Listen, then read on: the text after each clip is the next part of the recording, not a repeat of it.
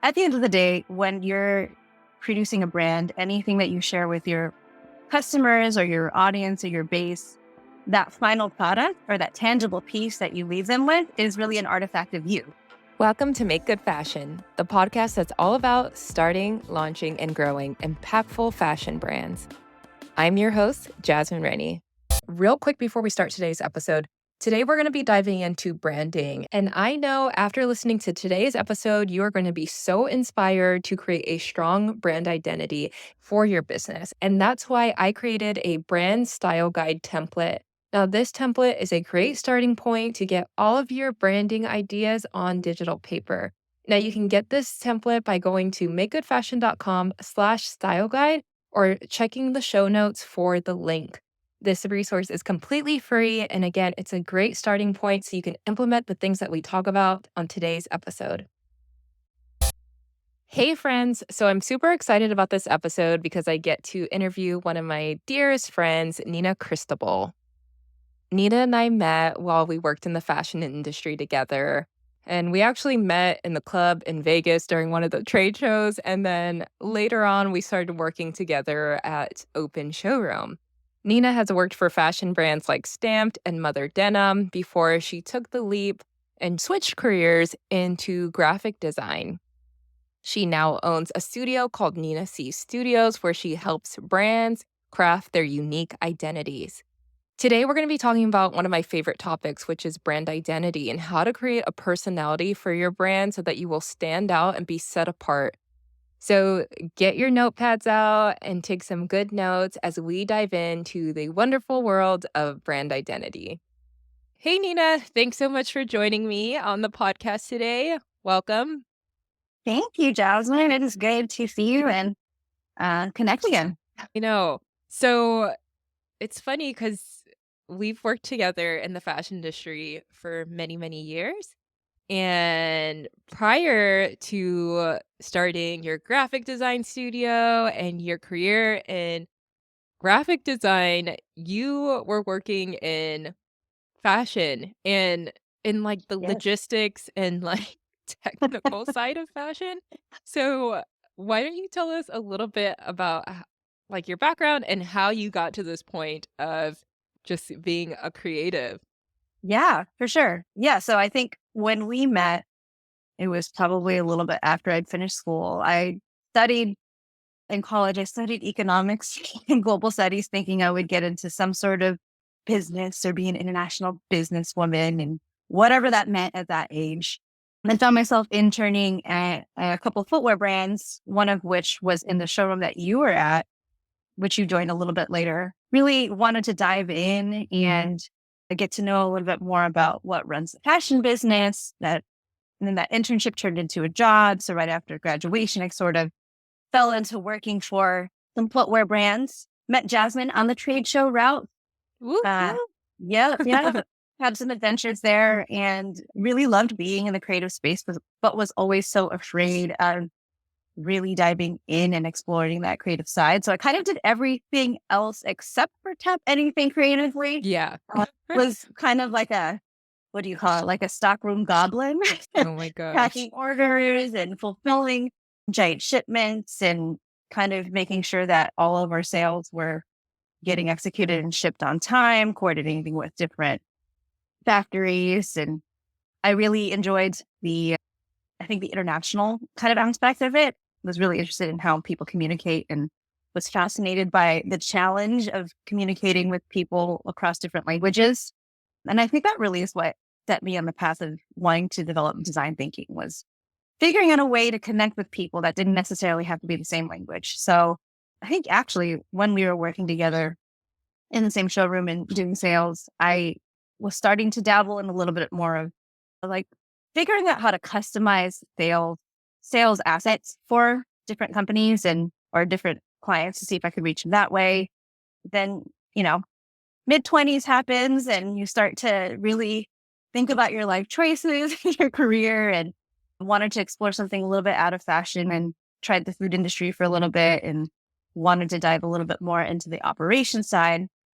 And then from there, kind of realized I missed the creative side. So at that point, I thought it was a good point to really take a break and hit the reset button. So I took a little bit of a hiatus, started taking some classes in Adobe, and fell really in love with Illustrator and the idea of telling stories that reflected brands in a way that felt authentic to them. So from there, just really thought, hey, maybe I'll freelance for a little bit. And, I picked up some of the freelance while I was taking my classes. And right after, I'd gotten a job with a marketing agency. And so that really got me to getting into a groove of exploring brand identity and doing a lot of graphics, and exposed me into more of that website. And I think now I still do a little bit more of that graphic design. I take a couple of projects on the side, but I'm also back into the e-commerce space. So it's funny that I kind of came full circle into that commerce space, but now digitally and the worlds are kind of colliding. And yeah, kind of looking at more of that. I still have this true love of branding and identity, and that's kind of been my anchor for whatever things I've been exploring the design world. Love it. You are literally just good at everything, so your journey does not surprise me at all because you can do it all and you do it all well. Like, this girl, Oh like, no. kills it at logistics, kills it at, like it's interesting because I feel like one common theme is, like, you are good at nonverbal communication, and so whether that be, like, written or creative, because we know, like, when we're talking about branding and stuff like that, it's a language, right? It's Yeah. communicating a feeling and, a Hmm. story and all of that, so, yeah, you do it well. Oh, thanks. Yeah, it's totally. It's kind of a funny thing. I think branding is a little bit intuitive, and I think it's driven by curiosity, really leading into the parts where there's a lot not being said, and kind of paying attention to these small hints that maybe might go left unseen. And I think one thing I've been finding is that the thing that's kind of been the recurring theme is just connecting the dots. So really coming at something and entertaining the idea that two things that might seem like they're not related might be connected has been such a fun journey to explore, whether Yeah. it's through branding or through web design or anything. Yeah, I love that. So the space that I work with purpose-driven brands, have my own purpose-driven brand, and I think that with mission-based, purpose-driven brands, like, brand identity is so important, storytelling is so important because they are tied to such a bigger mission, a bigger story, and I think it's important that when you have a purpose-driven brand to communicate, what you're doing really well to evoke Mhm. emotion in the customers and your community, to draw them in as a part of that story. And so, yeah, tell me your thoughts on that, on brand identity when it comes to purpose-driven brands. Yeah, I think it is everything really. What At the end of the day, when you're producing a brand, anything that you share with your customers or your audience or your base, that final product or that tangible piece that you leave them with is really an artifact of you. So everything that's leading up to that point, that's maybe the 1% off of everything else. And all of the rest is they're really investing their time in you and your story and your values. And I think it's really helpful to do a little bit of soul searching before you start on the branding process. It's everything. I think every time I've done a branding projects, it's always started with a discovery, and it ends up being like almost like a little therapy session because it's always digging deeper and really getting to what your values are and what you find is unique, and really thinking about what are the things you naturally gravitate towards. So those are all kind of hints into what makes your brand unique and the things that you can lean into. And yeah, I think really knowing or having some sort of an idea of who you are is that's kind of the what do you call it? I guess it's the anchor of your brand.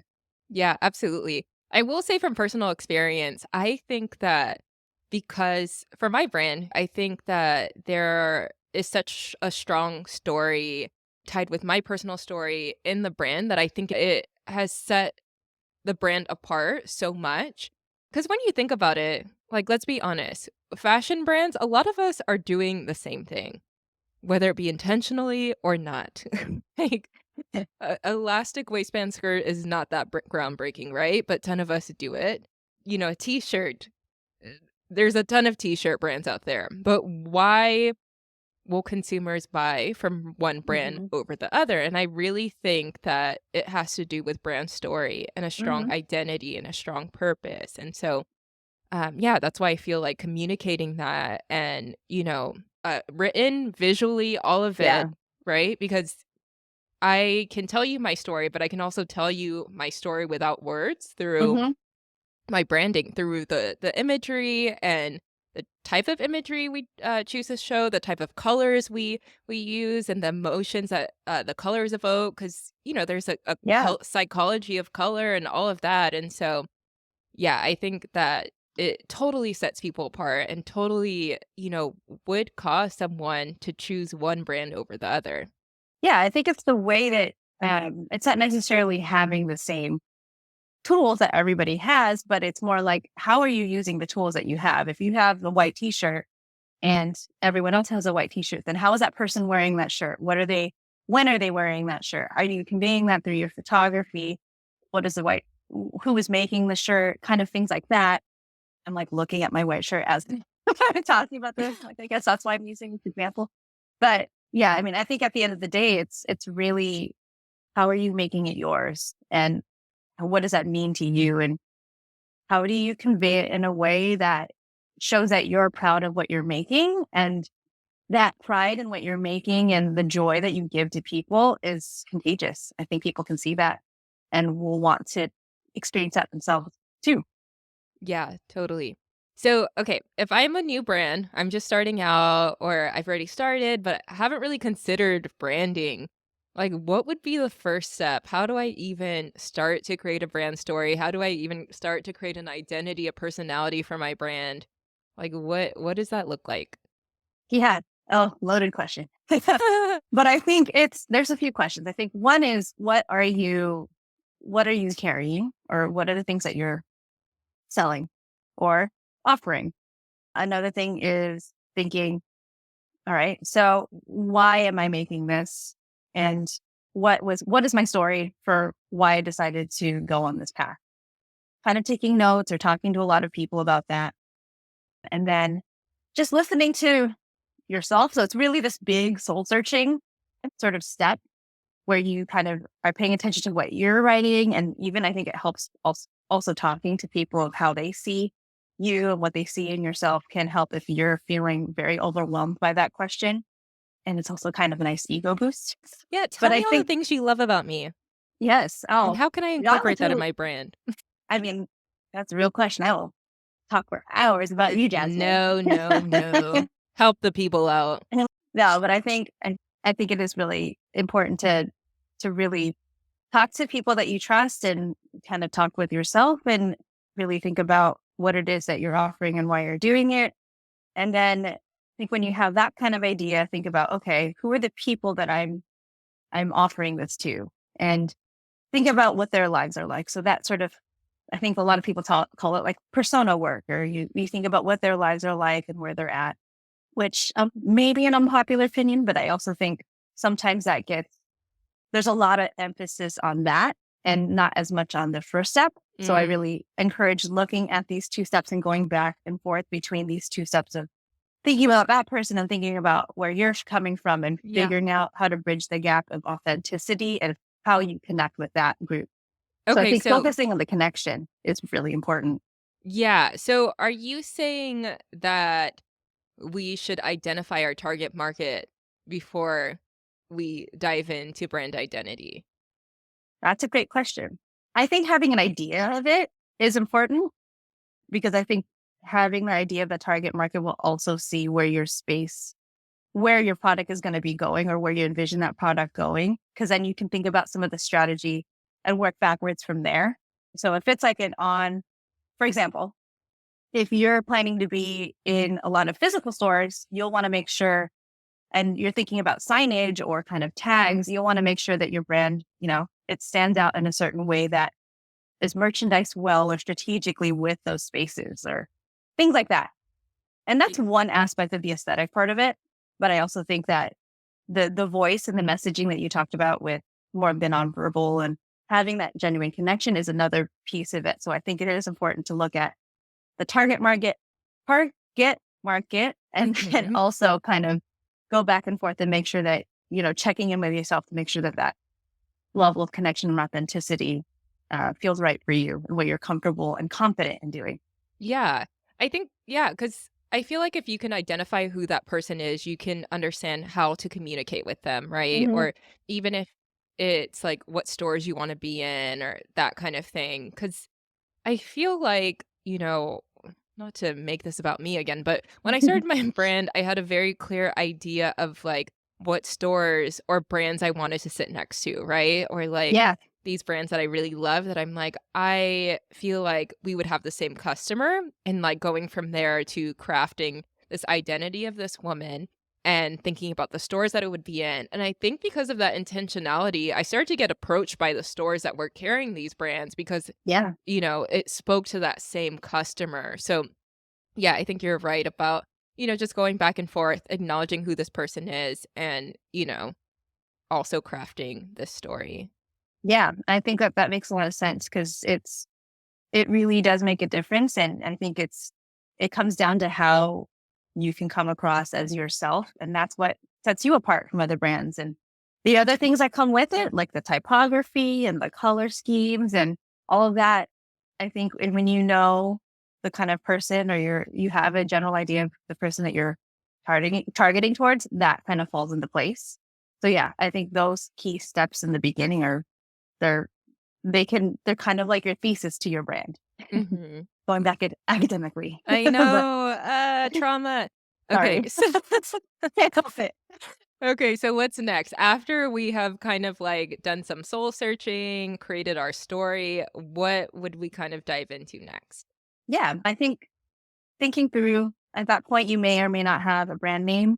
And then brand naming is a whole other sort of realm that is it's not my forte, but I think that I have been in conversations with this where that can be another whole kind of conversation of repeating steps one and two. But when you have a brand name, really taking that time now to think, okay, next steps. I know I want to be in this store, or I know I want to be in these stores. These are the people that I'm connecting with, and this is what I want to give to them. Thinking through, all right, where are they living, or like what is their lifestyle like, and what are the things that I like. So again, kind of like looking at these two areas of what you like versus what they like, and thinking about it as if you're having a conversation with this target market. And Right. I think exploring how you can communicate with them through colors, or if you were going on a shopping trip with them, say, what you would talk to them about, and kind of have those exchanges of like, I like this or like that kind of Mhm. thing. Yeah. Cool. Okay, so if I am creating a brand identity Mhm. thing, so like a PDF, book, whatever. If I'm Style putting guide. yeah, if I'm putting together a style guide, first of all, for people who don't know what that looks like, what exactly is that? It's Yes. Great question. And these are kind of more of like I love these kinds of things. Yeah. So style guide, a brand style guide is kind of for lack of a better word, it's a manual, but it's also it's a guideline for how you want your brand to come across. And it can include things like, most of the times it'll include your logo, it'll include a color palette, typography styles.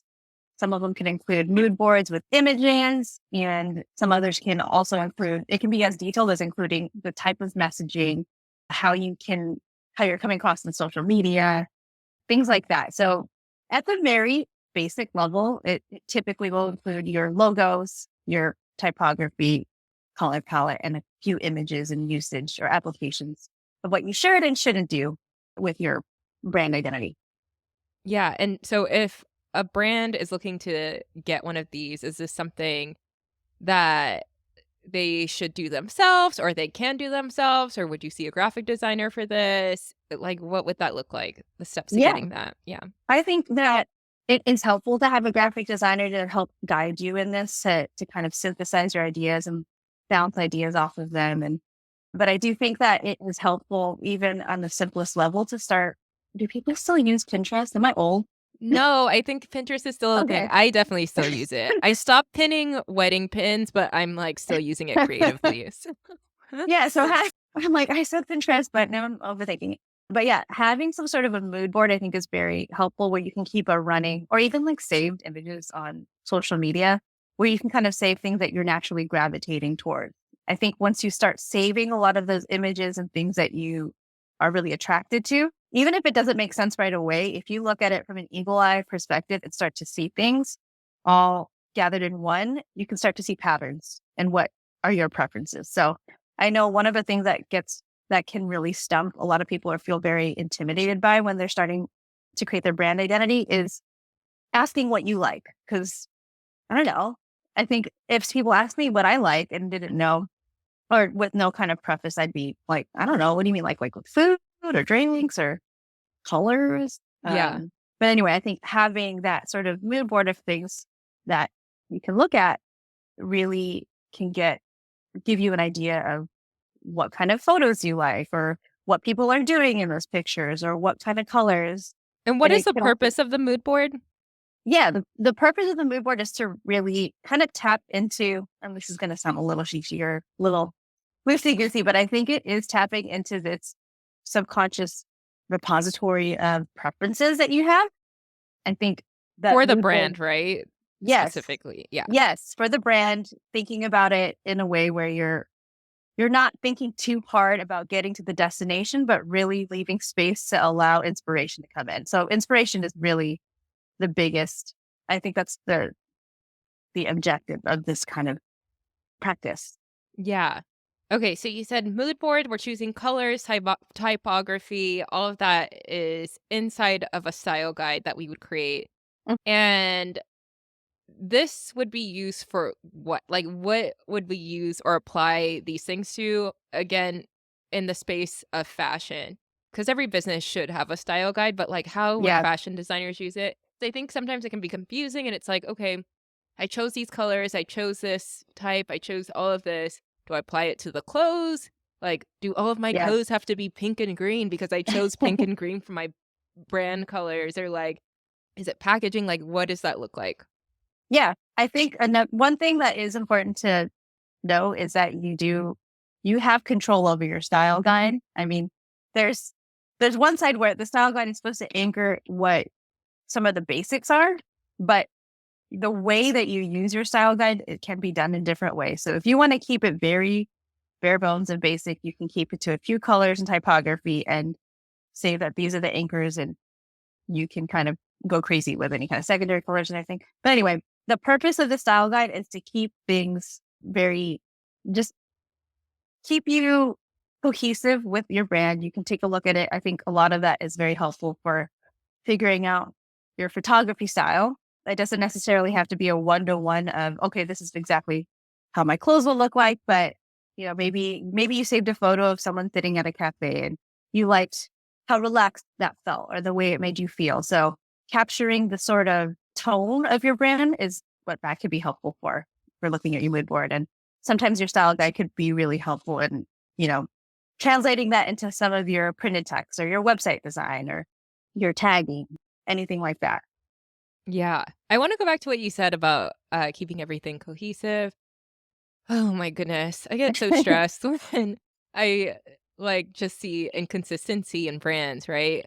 It's Yeah. kind of like us as people, Yeah. I uh, mean, when yeah. there's inconsistencies, like, you can't really identify who this person is if someone is just Mhm. being all over the place, right? It's like, "Who are you?" And I think it's Yeah. the same thing for brands, right? Because Yeah. we look at a brand and you want, especially for your brand, if you're creating a brand, you want to be able to see something that the brand has produced, whether it be content or marketing materials or whatever, and be able to tell right away, like, that's that brand, right? So when we think about like Target, we think Mhm. about this red, this bold red, and this bullseye symbol, and immediately when you see anything from Target, it's Mhm. branded in that color and it's consistency. Target's not doing like red and then doing purple content and then doing, all this Yeah. like random thing. And they do have their private labels and brands within the Target brand, Mhm. but I mean Target, the retailer as a whole. So I feel like, yeah, consistency and cohesiveness. feel like not only does it give you like just a distinct brand, but I think it gives you credibility too. I Yeah. think that, when whoever in the industry, whether it be the press, customers, anyone, when they see this, that you have this consistency and you have a strong brand identity, it gives you more credibility and they take you more seriously as opposed to just having things all over the place. Yeah. So I think, especially for like, I think about, there's some of us who are all over the place, right? Like, we just love it all. We love this, that, Mhm. that, that. And unfortunately, it doesn't all make sense together, right? So Yeah. if you're creating a brand, you can't just like pull this and I do want to do this. Like, I want Yeah. to do a techie vibe and I want to do like Mhm. sporty vibe or you know what I mean? And then Yeah. mix it all together. And you can create something and create a distinct brand identity, but you can't be flip-flopping, right? And like Y There's a space choosing for all it. this stuff. Yeah, because you can see there are brands that have, like, that do a lot of different things, and there are very few that I think can achieve that well, but I think having that anchor, you need at least, like, some sort of an anchor to know that these are all connected, and having that anchor, going back to what you were saying before, I think it conveys not even just credibility. I mean, it conveys credibility, but it also conveys confidence. And, you're kind of reaffirming, like, this is who you are. And yeah, I'm welcoming this. I'm going to be in this space, and I'm going to enter this space now too. But having that sort of anchor of a brand shows that you can handle it and that you belong in these spaces and, you're trying it out. So yeah, I think going back to that anchor of having that cohesive brand. And even if it's just a couple of things, like you're saying, like the Target red, if you have that thing that keeps you who you are, that's the thing that reminds you of what you're doing, then I think you're golden. Yeah, totes. Okay, so color, typography, sorry, logo. What am I missing? Mood Mood board. board, yeah. Okay, and then talk about brand voice. So, I think that's Mhm. important too because this is more written Yeah. but it ties in too, right? The way you're communicating with customers on social media, the way your language is in print. I think one brand that like kills it at this is Reformation. I don't know if you've ever Mhm. seen Oh my gosh, their email campaigns. their branding is golden, their brand voice is golden. They're very good at being very witty and very funny and cheeky, and you see it through, like, their social media, their marketing, their email campaigns, it all ties in. Their copy, the things that they write, even on their website, it's Yeah. consistent, and we know who this is, right? So, yeah, what are your thoughts on brand voice? Yeah. I think brand voice is something it can be tricky to nail, especially if a brand is so personal to you and you find yourself as a person changing in the way that you talk. Yeah. But I think having those examples are helpful. For me, I think brand voice is something that is a little more, like, you could stay cohesive with it, but it feels a little bit more dynamic. So having some sort of examples is helpful in that brand guide that you have. But I also think that there's a sense of welcoming a little bit of that space to iterate on it and explore, to kind of, I don't know how helpful that is, but I think that that is one area that, like, if you have a few examples, it's helpful, but it kind of starts to, it is something that is more dynamic and may evolve or shape or become more clear the more you do it. Yeah, no, totally. So I use a style guide, right? I have a brand identity guide that I've been using since I started the business and has all the colors and all those things in it, reference it quite frequently. But yeah, there has been some things that we've kind of like not deviated from, but like just we don't have to be so in a box with, right? Yeah. I think it's been so helpful because it's like if we hire new people, if new people come on, they can go to this style guide and see like, okay, this is how we do things, especially for Hmm. who people who are creating content or, if we're getting packaging done, like this is who our girl is, this is the colors that we like, this is whatever, this is the brand voice, but it's like, okay, the brand like our brand voice guide has little examples of like this would be an appropriate message or you words we would use. Like Hmm. we are like a very thoughtful women's apparel line, so we're not gonna say words like dope or like, you know? Yeah. things like that. But it's like, okay, but you There's so know, many words out there though. So it's there like is. So it's you okay can't if you don't cover say everything. like, "Hey friend, I'm so grateful for you." Like that's okay. Yeah. But Like the ways that we put sentences together, there's like countless. So that's where it gets a little harder because you can put words that you will and will not say, but it's supposed to be more of just like a basic guideline. Like that's the kind of path, and you kind of have to trust that the person who's writing is going to catch the drift and try things out, and you know, take a step back and read it and feel like, would my person would this resonate with the people that I'm speaking to, mhm. and really just take a look at that because there's no like clear cut formula, I think, to write. And you also don't want to sound repetitive too, where you're using the Yeah, it's same like a 5 words. robot. You're gonna get Yeah. banned from Instagram because they're gonna be like, "Is this a bot?" Oh, that's another thing too, where social media is just changing so much where the rules are changing so much for language that I don't know. It's it's kind of a touch and go game. Yeah. Okay, so for the person that's listening to this podcast right now and they are in the beginning stages of their brand, once they get off this podcast and they're feeling inspired to create their brand identity, what should be the first step that they take right after listening to this? Like, what do they go on Pinterest right away? Should they start creating mood boards? Like, do they start looking through their crayon box and picking out colors they like? Like, what does that look like? Yeah. Well, first I would think, okay, if I'm inspired to make the brand, go through kind of those first couple steps. Think one, okay, who am I? Like, what are my values? Really try to synthesize into to who you are and what your brand is for just a couple of sentences. It doesn't have to be super hashed out, but a few key pieces that are resonating with you. Two, then kind of think about your market and give some thought to who you're really offering it to. And then kind of think about how that would shake out and who get an idea of that sort of strategy of what you're going to do with your brand. And then three, I would go into the mood board, start Yay, saving some mood images, board. the fun stuff. And this can happen ongoingly. You don't have to set a certain time for it. Things, take a walk outside, see what people are doing, go to bookstores, go to record shops, go to coffee shops or anything and see what you're gravitating towards, take pictures, really let your mind wander and then go from there, take a look at what you've got and then revisit kind of some of the first questions and the first and second step of thinking about, okay, who am I? What is my brand? Who are the people I'm wanting to serve with this brand?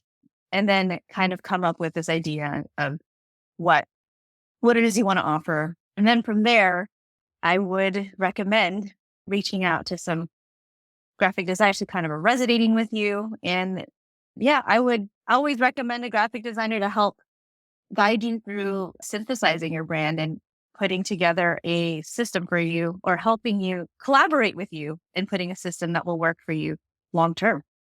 Yeah, I want to touch on something you just said. So you said to get with a graphic designer that resonates with you.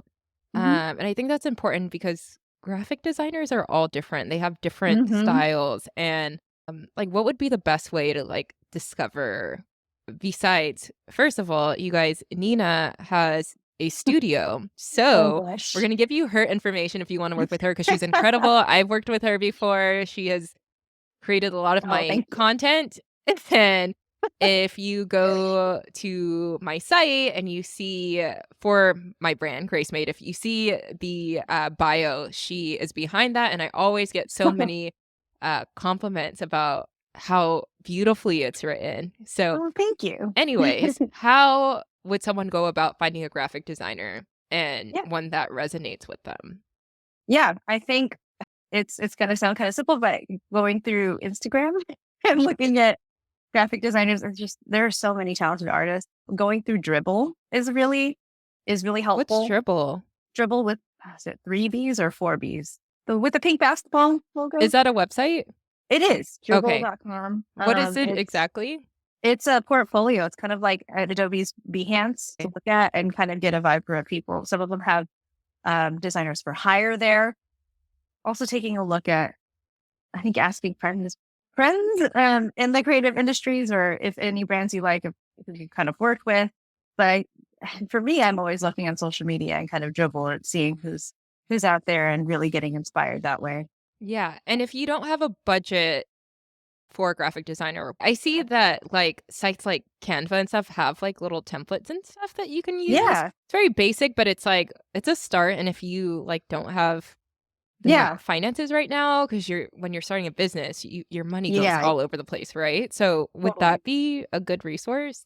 I am all about Canva, actually. I think that, Me too. yeah, I think it's helpful because at the end of the day, the brand isn't just colors and typography. It's how you're applying it. So if you find something that resonates with you on Canva, I think go for it, use it, and really make sure that you're coming through, going back to your brand values and what you've kind of done in that kind of self discovery to really guide your decisions on it and, whip something up. And if it sits with you well, then use it and kind of iterate on that.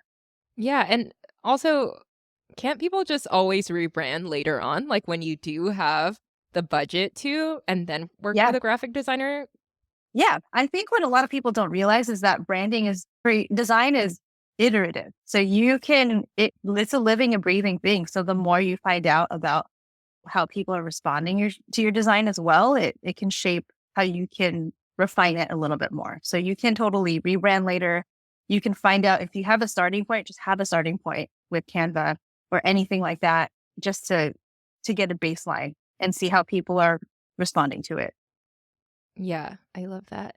Oh my gosh, thank you so much, Nina, for all of this, like, juicy information. I love branding so much and Me storytelling too. so much, and so it's always so fun to talk about these creative things. Yeah, thank you so much for having me and for the time. I love it too. I think it's such a cool process, and yeah, it's cool. We love it. Okay, so if someone is looking for a graphic designer and they wanna work with you, where can they find you? Yeah, so I have an Instagram. It's Nina.